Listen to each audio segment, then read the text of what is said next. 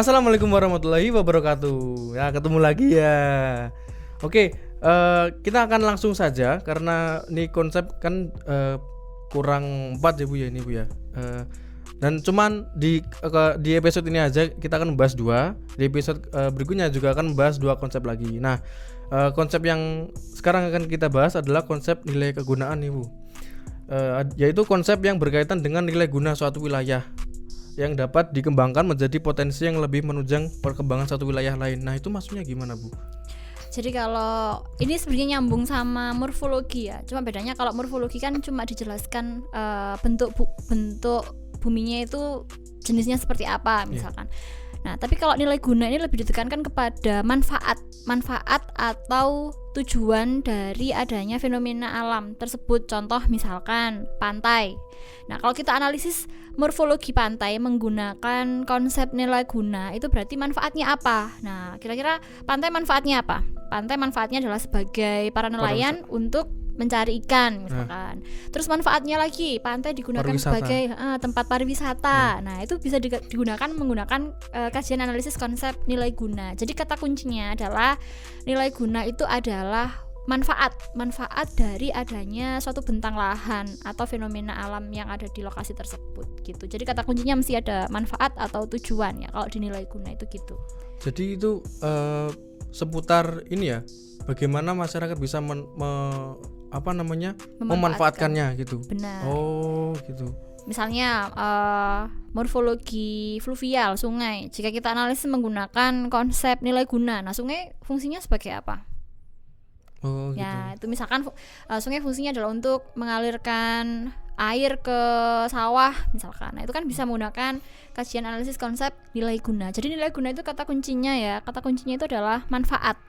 Manfaatnya apa kira-kira? Pegunungan misalkan, morfologi vulkan ya. Kita analisis menggunakan kajian nilai guna. Berarti fungsinya gunung itu apa?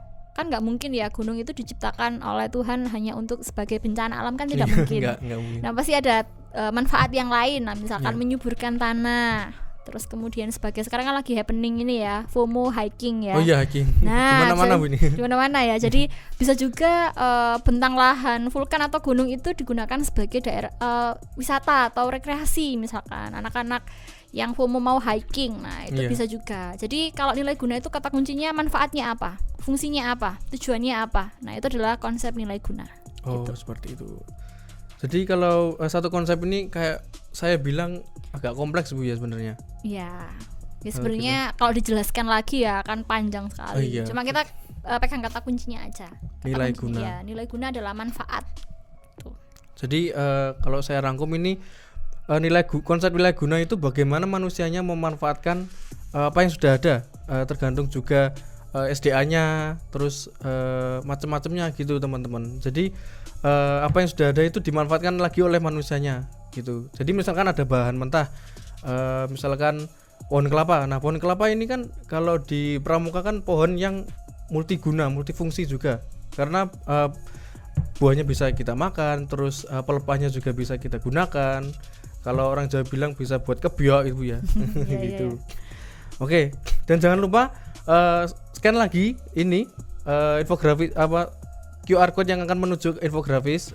Silakan kalian pelajari untuk agar dipelajari lebih dalam lagi. Nah, seperti itu. Oke, menuju ke konsep berikutnya Bu, yaitu konsep interaksi dan interdependensi. Nah, sejujurnya Bu, saya agak bingung Bu ini Bu. Oh iya.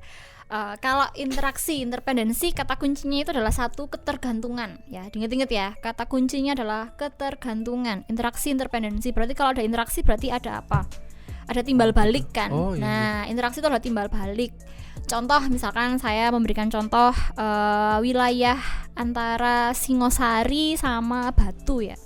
Singosari itu kan ada kebun teh kan ya. Iya ada. Nah, ada kebun teh.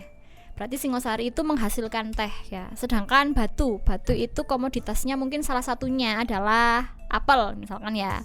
Nah, kan ada 2 wilayah yang berbeda ya. Ini sama seperti nanti konsep selanjutnya diferensiasi area. Oh, iya.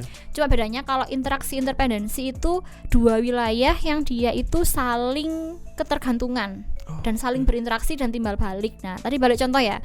Singosari itu menghasilkan teh, sedangkan Batu itu menghasilkan apel. Nah, Singosari ini kan misalkan ibaratnya dia mau mengekspor tehnya, kok mengekspor apa itu namanya, mendistribusikan tehnya ya ke Batu misalkan, karena Batu itu mau bikin teh rasa apel misalkan. Nah, berarti kan dia butuh teh kan. Nah akhirnya Batu ini butuh teh, akhirnya dia minta ke Singosari. Nah sama Singosari juga gitu, warga Singosari ini butuh buah apel karena di Singosari nggak bisa nanam apel, katakanlah seperti itu ya.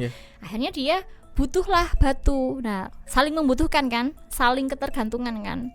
Batu butuh Singosari karena pengen bikin teh ya, teh rasa apel ya, sedangkan Singosari warganya itu pengen makan, butuh makan buah apel. Nah akhirnya kan mereka saling berinteraksi kan, saling ketergantungan, saling butuh. Nah, ya bisa juga contohnya desa sama kota ya, interaksi desa sama kota. Nah desa butuh kota nggak kira-kira? Oh ya butuh untuk apa?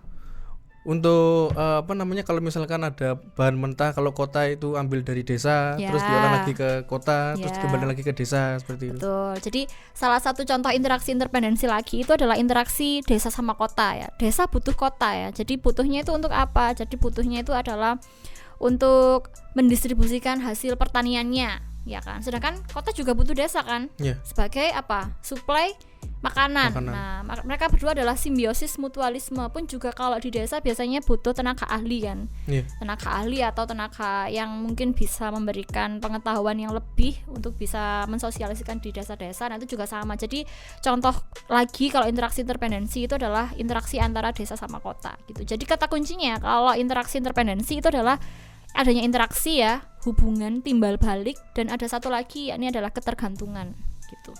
Gitu ya.